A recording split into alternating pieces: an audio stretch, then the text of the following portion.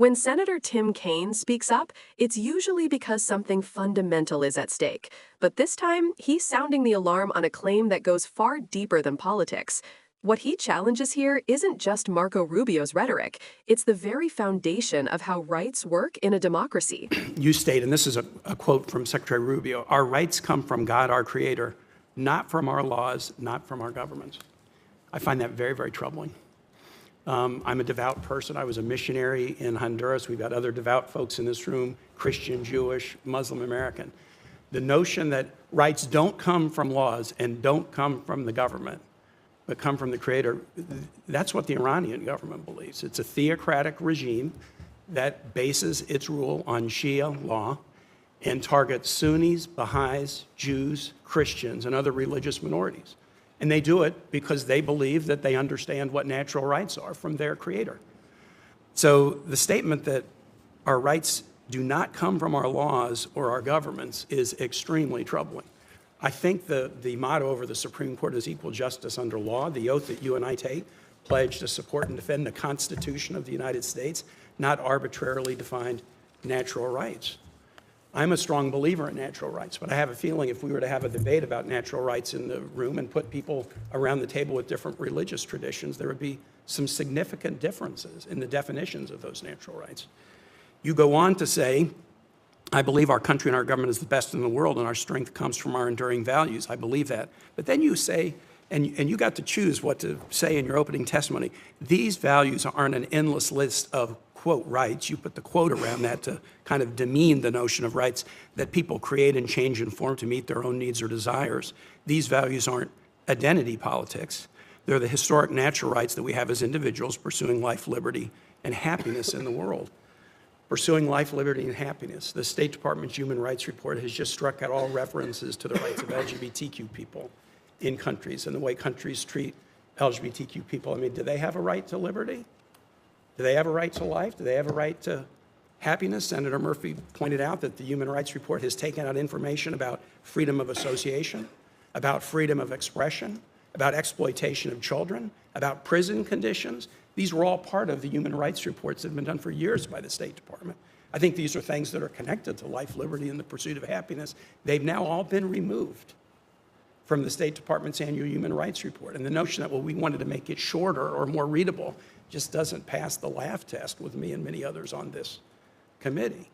I'm not really going to ask you about your testimony because I believe you offered that in a very sincere way, and I don't want to try to change your opinion on something you sincerely believe. But the notion that our rights do not come from our laws or our government should make people very, very nervous.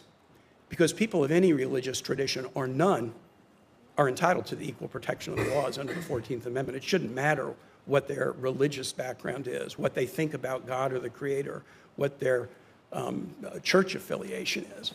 You are entitled in this country, every person, to the equal protection of the laws. And so to demean laws and demean governments and suggest that rights don't come from laws and governments, I mean, again, I think there are such things as natural rights, and I try to live in accord with them. But I would never demean the law. We are a nation of laws, not men. Laws, not people. And if we now, after nearly 250 years, suddenly start to demean that or diminish that and suggest, no, it's natural rights, as defined by a leader, the leader of Iran or the leader of any nation, that does not create a place of safety or comfort for folks. Mr. Wilcox, I want to just now move to you quickly. Very important position. I think it might be the largest group of employees within the State Department in Virginia. We care deeply about it. All the Marine security guards who guard our embassies train at Quantico. The Foreign Affairs Security Training Center is at Fort Barfoot in Southern Virginia that trains our State Department personnel to keep themselves and their families safe. I'm a little bit worried about the effect of the massive rifts in the State Department on the security mission. Can you tell me how you would try to make sure that your division has the resources it needs to get the job done? I do apologize. Senator, could you repeat that question, please? I'm worried about the rifts, the reductions in force, and the effect of those rifts on the security mission of the Department of State. Tell me how you would work to make sure that we have the resources we need to make sure security is job one. Yes, sir. I appreciate the question. As you all know, the diplomatic security was not as impacted as the other bureaus. We are the largest bureau next to consular affairs, perhaps, certainly by budget and number of personnel. It's my understanding that only 2 special agents were RIFed, and they were not in positions within DS at the time. We did have other security engineers and a few other labor categories that were involuntarily RIFed.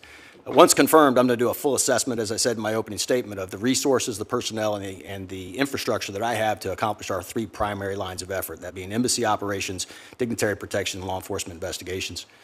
There is an impact anytime you conduct a RIF, and we lost 1,300 people on the 13th of July. There's no doubt that that impacts morale, and morale is probably more important than any other component in a paramilitary organization, and there should be no mistake that diplomatic security is a paramilitary organization with an embedded law enforcement agency. So the morale will be first and foremost in my thoughts, and I think that my style of leadership, my candor, my clearly articulating the expectations and the standards that we set for our personnel will help that. There's a lot of other things we can do in terms of the allocation of personnel and make sure they're right-sized against the mission sets.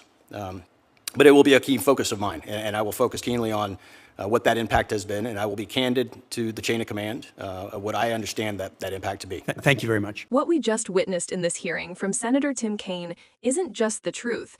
Tim Kaine walks into this moment not just as a senator, but as someone who has lived in communities where religion defines the state. So when he hears Marco Rubio's claim that rights come from God, not from government, he doesn't treat it like a philosophical debate. He treats it like a red flag. And immediately you can feel why. Kaine starts by grounding his critique in something personal. He's a devout man, a former missionary, someone who understands the sincerity of faith. But he also understands something many politicians gloss over, the danger of letting religious interpretations decide who gets rights and who doesn't. He draws a clear line between faith as a personal compass and faith as a governing tool.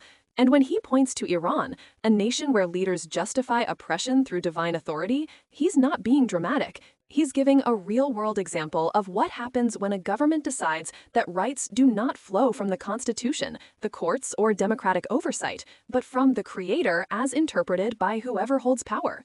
Kaine's warning is simple. Once you detach rights from law, you detach them from equality, because different religions define natural rights differently. And in a pluralistic nation, no single religious lens can apply to everyone without marginalizing someone else. That's why he emphasizes equal protection under the 14th Amendment, the promise that the law, not a creed, determines your rights. He expands the critique by pointing to the State Department's Human Rights Report, a document that historically exposes abuses worldwide. Under the current edits, entire categories of rights are being scrubbed out: LGBTQ protections, freedom of association, child exploitation, prison conditions. When these omissions are justified as making the report shorter, the explanation collapses under its own weight. Kaine is essentially asking, if we claim rights come from God, who decides which groups God cares about enough to protect? And more importantly, is that really a standard Americans want embedded in policy? What makes this moment powerful is how Kaine humanizes the stakes. He reminds the room that Americans come from countless traditions: Christian, Jewish, Muslim, secular, and more, and the law is the one space where all are equal. Demeaning law, he says, is not a harmless rhetorical flourish. It risks undermining the very mechanism that protects people whose views don't match those in power. And then he pivots sharply, moving to concerns about massive staff cuts in the State Department. The transition is deliberate.